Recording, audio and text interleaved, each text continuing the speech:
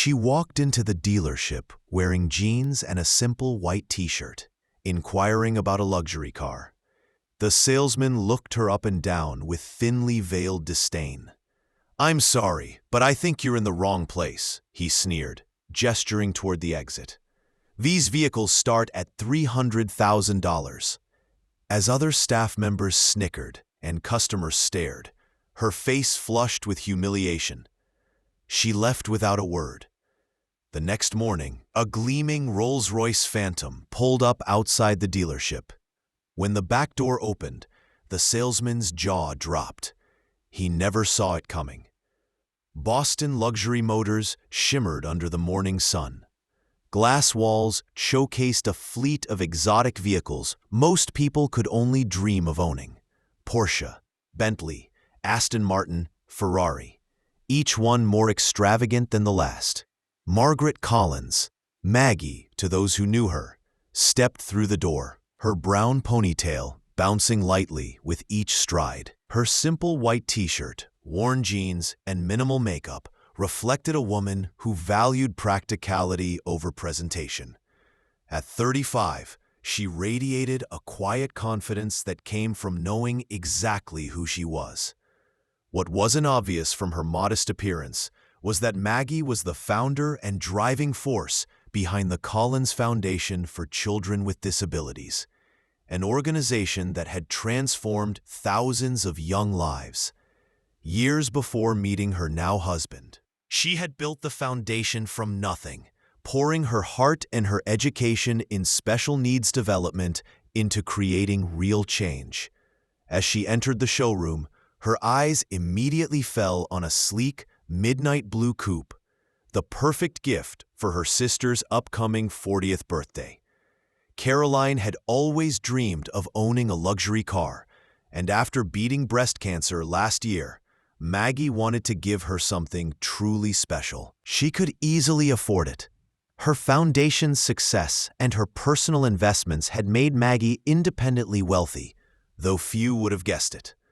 Across the showroom, Blake Thompson adjusted his blue tie and straightened his navy suit jacket.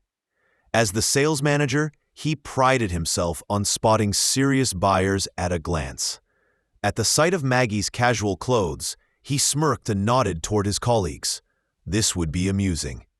"Good morning," Maggie said, smiling at a young salesman named Daniel who approached her. "Welcome to Boston Luxury Motors," Daniel said brightly. "Is there something specific you're interested in today?" Before Maggie could answer, Blake smoothly cut in. "I'll take it from here, Daniel," he said, flashing a polished smile that didn't reach his eyes. He turned to Maggie. "Looking for directions, ma'am?"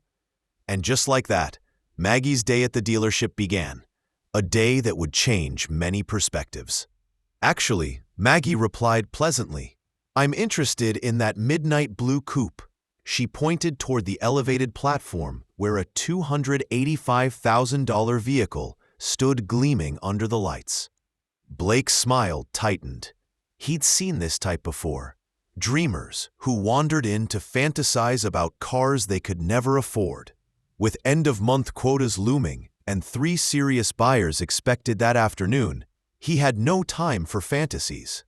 "That's the limited edition Azure," he said, emphasizing each word as if explaining to a child.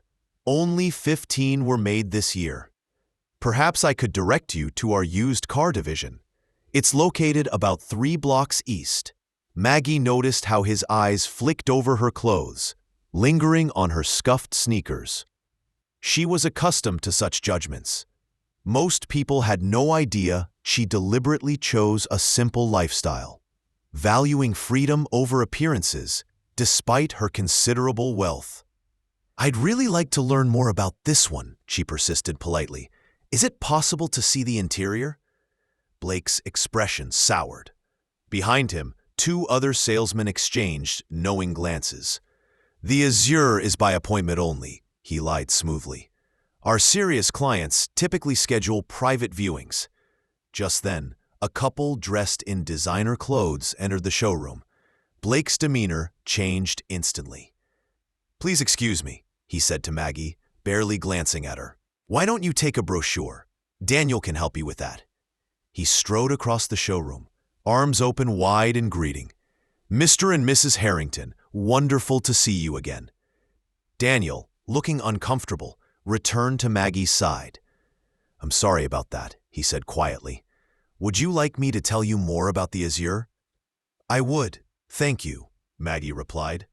As Daniel enthusiastically described the vehicle's features, Maggie watched Blake leading the Harringtons directly to the... He opened the car door with a grand flourish, inviting Mrs. Harrington to sit inside. The same car he had just claimed was appointment only. "That's quite all right," Maggie assured the now embarrassed Daniel. "I understand how these things work." Across the showroom, Blake launched into his well-rehearsed sales routine. "This particular model has an 8-month waiting list, but I've reserved one for special clients," he said, smiling grandly. Mrs. Harrington ran her manicured hand along the leather seats. "It's exquisite, but I'm not sure about the color." "We could certainly discuss custom options," Blake offered smoothly. Maggie approached quietly, standing just within earshot. "Excuse me," she said. "I was hoping to inquire about purchasing this model." Blake's face reddened. "As I mentioned earlier, this vehicle is being shown to these customers," he said tightly. "Perhaps you could come back another time.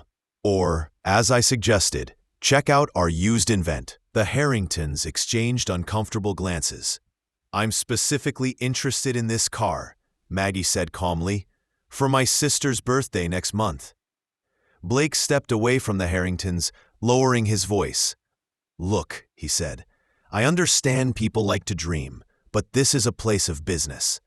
That vehicle costs more than most houses. I've been patient, but you're interrupting a legitimate sale." Several nearby customers had paused to watch the uncomfortable exchange. Daniel hovered anxiously nearby. "I'm prepared to make a cash purchase today," Maggie said, keeping her composure. That was when Blake's professional facade completely cracked. He let out a short, harsh laugh that echoed across the showroom floor. Heads turned. "A cash purchase?" he said loudly, so everyone could hear. "Really? This isn't a garage sale, lady. We're talking about $250,000. People who can afford these cars don't dress like..." He gestured dismissively at her. Maggie felt her cheeks flush, not with embarrassment, but with slow, building anger. Not for herself, she was used to this, but for anyone who had ever been judged solely by appearances. "I believe my money is as good as anyone else's," she said quietly. Blake stepped closer, towering over her. "Let me be clear," he said, voice dripping with contempt. "You are wasting my time and embarrassing yourself. Either make an appointment dressed appropriately or leave the premises." The showroom had gone completely silent. The Harringtons had stepped back, clearly uncomfortable. "Is there a problem here?" a new voice asked. The dealership owner, Richard Mason, approached, drawn by the commotion. Blake straightened his tie quickly. "No problem, sir," he said, forcing a smile. "I was just explaining to this lady that we operate by appointment for serious buyers." Richard Mason assessed the scene quickly, the judging eyes of onlookers. The woman standing alone in her S. His expression hardened slightly. "I see," he said. "And your name, miss?" "Collins," Maggie supplied calmly. "Margaret Collins." "Miss Collins, perhaps there's been a misunderstanding," Mason said, choosing his words carefully. "Our clientele typically understand the exclusivity of our vehicles." "I understand perfectly," Maggie replied, her voice steady despite the humiliation burning inside her. "Your sales manager has made your policies quite clear." Blake stepped forward again, his voice thick with condescension. "If you're genuinely interested, which I doubt, you can call for an appointment. These cars," he gestured broadly, "are for a certain class of people."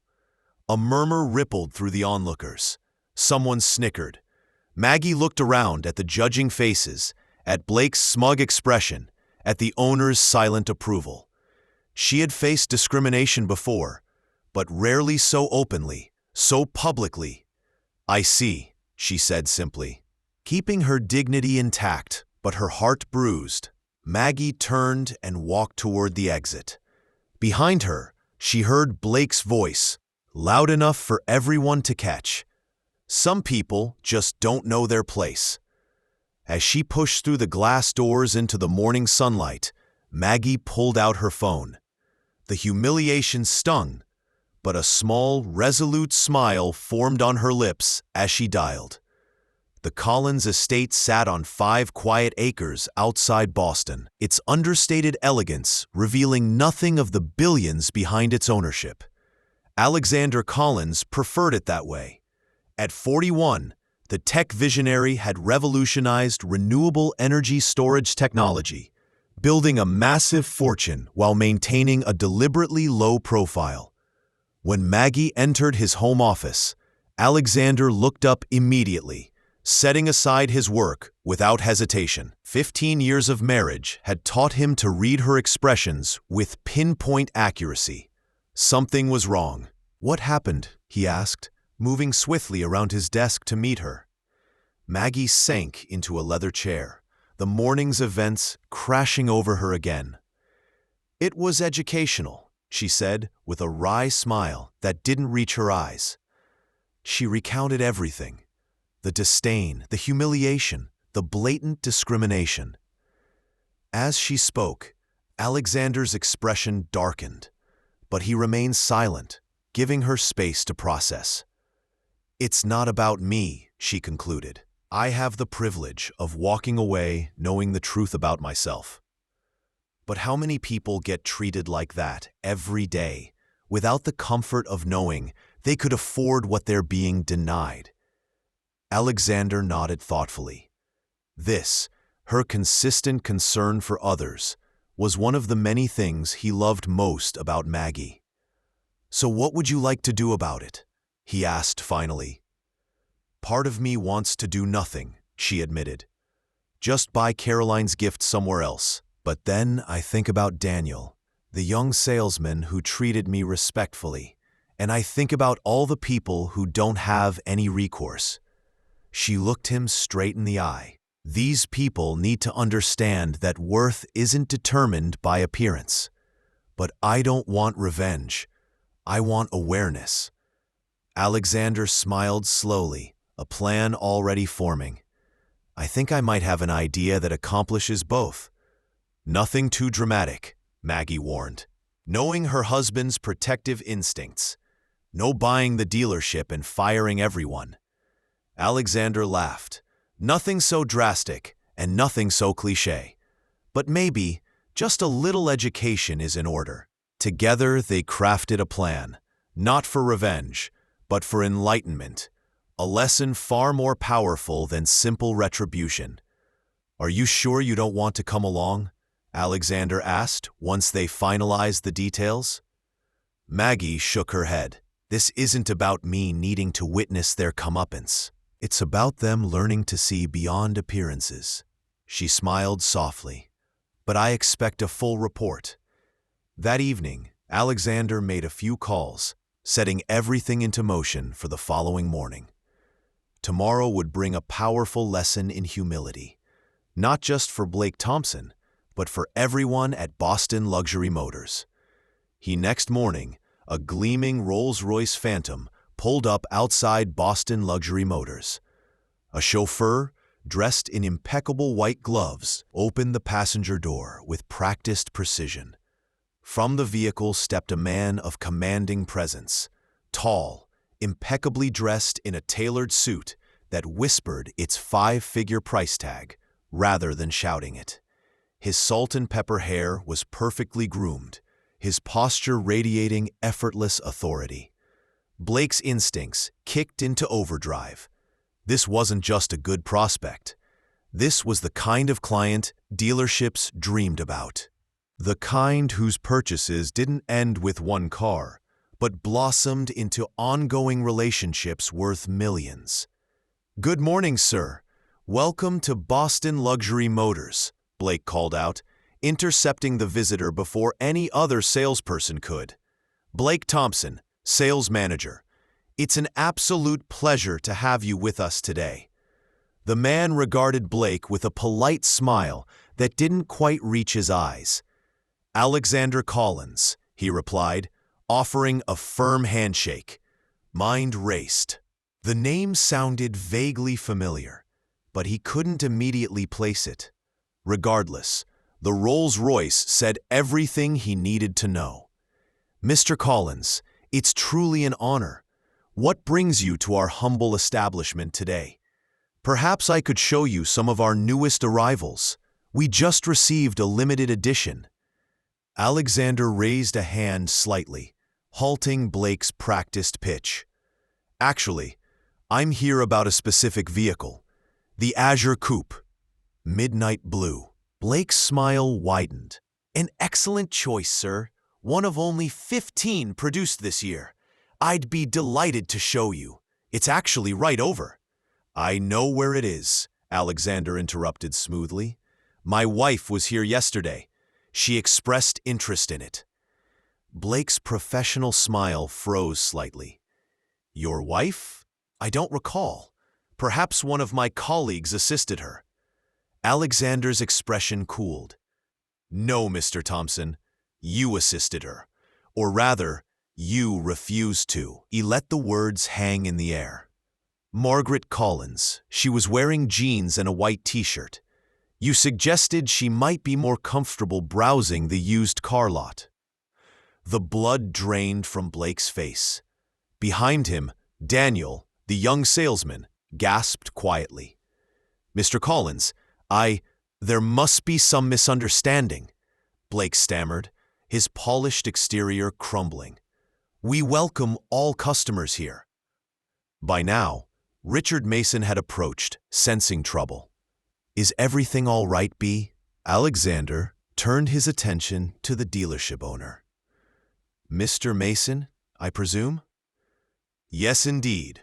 Welcome to Boston Luxury Motors, Richard said, forcing a smile. Thank you, Alexander replied smoothly. I was just explaining to Mr. Thompson that my wife visited yesterday, interested in purchasing the Azure Coupe for her sister's birthday. Unfortunately, she was treated in a manner I find troubling. Richard's expression shifted quickly from welcoming to concerned. I'm sorry to hear that. I was briefly involved in a conversation, but I wasn't aware of all the details. Alexander nodded thoughtfully. The details include your sales manager suggesting that people like my wife don't belong here, based solely on her appearance. By now, a small crowd had gathered, salespeople, office staff, even a few early customers. The showroom had gone utterly silent. Mr. Collins, if there was any misunderstanding, Blake began, desperation creeping into his voice. It wasn't a misunderstanding, Daniel spoke up suddenly. All eyes turned to him. Daniel seemed surprised at his own courage, but pressed on. Miss Collins was polite and specific about her interest in the Azure. She was dismissed repeatedly because of how she looked. Blake shot Daniel a furious glare, but it was too late. The truth was out. Alexander turned back to Richard Mason. You know, it's interesting, he said conversationally. My wife founded and runs the Collins Foundation for Children with Disabilities. She's raised over $50 million for specialized medical equipment and educational programs. Despite her success, she chooses to live simply, to stay connected with the families she helps. It's one of the countless reasons I love her. Richard Mason had gone pale. Mr. Collins, please accept my sincerest apologies. This does not reflect the values of our dealership. We pride ourselves on ... Actions speak louder than mission statements, Mr. Mason, Alexander interrupted firmly. Now regarding the Azure, I wasn't just planning to purchase that one car. Blake visibly brightened at the hint of a potential sale. I was planning to buy the Azure for my sister-in-law. Yes, Alexander continued. But I was also considering a replacement fleet for our corporate vehicles, 7 in total, and perhaps a few additions to my personal collection as well. Richard's eyes widened. Such a sale would easily meet their quarterly target in one day. However, Alexander's tone shifted. Given what's happened, I'm questioning whether this dealership deserves that business. The silence was absolute. Blake looked like he might faint. Mr. Collins, Richard began desperately, please, allow us to make this right. I cannot express how sorry I am for this unfortunate incident. It truly does not represent how we do business. Alexander studied him for a long moment before. Perhaps there's a way forward, he said finally, but it would require more than just selling me a few cars. Anything, Richard said quickly. The Collins Foundation is hosting a benefit gala next month, Alexander explained calmly. We're raising funds for a new adaptive sports complex for children with physical disabilities. He turned his gaze toward Blake. I think your sales manager's presence would be educational. Blake swallowed hard. Sir? Not as a guest, Alexander clarified. As a volunteer, helping with setup, assisting children, seeing firsthand the work being done. The implications were clear. This wasn't about a transaction anymore. It was about a lesson.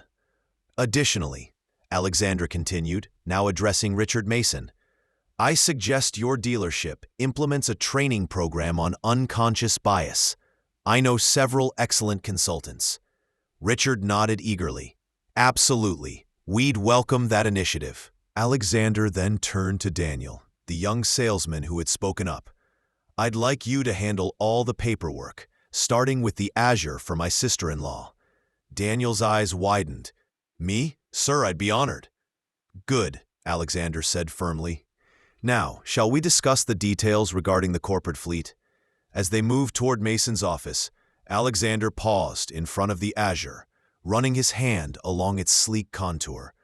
My wife has excellent taste, doesn't she? He said softly. Behind them, Blake Thompson stood motionless, his carefully curated world fundamentally altered. He had revealed his true character, not by how he treated those he deemed important, but by how he treated those he thought were not. 1 month later, the Collins Foundation Benefit Gala transformed the Grand Boston Hotel into a celebration of hope and possibility. Children with various disabilities and their families mingled with donors, medical professionals, and community supporters. Near the entrance, Blake Thompson, no longer wearing his expensive suit, but instead dressed in a simple event staff uniform, greeted guests and assisted a young boy in a wheelchair. The past month had changed him profoundly. What had started as an obligation, the price of professional survival, had turned into something much deeper. As Blake witnessed the daily challenges these children faced and the dignity with which they faced them, something inside him shifted. Across the ballroom, Maggie Collins, elegant in a simple blue dress, approached him. Even now, knowing who she was, Blake was struck again by her authenticity and lack of pretense. How are you finding the experience, Blake? She asked gently. He took the question seriously. Humbling, he said after a pause, and necessary. Maggie smiled warmly. I see Thomas has taken a liking to you, she said, nodding toward the boy in the wheelchair. Blake chuckled. He's been teaching me adaptive basketball. Apparently, my shooting form is terrible. Maggie laughed, a genuine, kind laugh that put him at ease. He's an honest coach, she said. Blake's expression grew serious again. Mrs. Collins, Maggie, he corrected himself. I know I apologized formally, but I need to say it directly. I am truly sorry for how I treated you. There's no excuse for it. You're right, Maggie said without malice. There isn't. But the more important question is, What have you learned? Blake answered without hesitation. I've learned that worth isn't determined by appearance, position, or possessions, and that everyone deserves respect until they prove otherwise, not the other way around. Good lessons, Maggie said thoughtfully. Expensive ones too, I imagine. Blake smiled ruefully, thinking of the substantial business the dealership had lost when Alexander Collins decided not to purchase the additional fleet. Worth every penny, he said sincerely. Across the room, Alexander joined them, placing a gentle hand on Maggie's shoulder. Blake was just sharing some of his insights, Maggie explained. Alexander nodded. I hear you've become quite involved with the adaptive sports program. Yes, sir, Blake said. In fact, I've signed up to continue volunteering even after tonight, and I've been working with Mr. Mason to revamp our customer service approach at the dealership. No more qualifying customers by appearance. I'm glad to hear that, Alexander said warmly. He then surprised Blake by adding, which reminds me, that corporate fleet I mentioned. We're still in the market. Perhaps you could handle that transaction. Blake's eyes widened in shock before settling into genuine gratitude. I would be honored, sir, he said earnestly. Later that evening, as the gala wound down, Blake watched Maggie and Alexander Collins moving through the crowd, not flaunting their wealth or influence, but connecting genuinely with every child and family. He reflected on how completely his perspective had changed. A month ago, he would have dismissed someone like Maggie Collins without a second thought. Now, he understood that true value runs deeper than designer labels, luxury cars, or prestigious titles. As Blake helped Thomas back into his wheelchair after a photo session, the boy grinned up at him. You know what, Mr. Blake? You're pretty cool for a grown-up. Blake smiled, genuinely touched. Coming from you, Thomas, that's the highest compliment I've received in a very long time. And he meant it. We all make judgments based on appearances, don't we? But as Blake Thompson discovered, when you look beyond the surface, you can find extraordinary people and life-changing opportunities. If this story resonated with you, please hit that subscribe button and join our community of story lovers. We'd love to hear your thoughts in the comments below. Have you ever misjudged someone based on their appearance or been misjudged yourself? Your experiences might inspire others. And remember, the true measure of wealth has nothing to do with your bank account. It's about how you treat others, especially when you think no one important is watching. See you in our next story, where another powerful lesson awaits.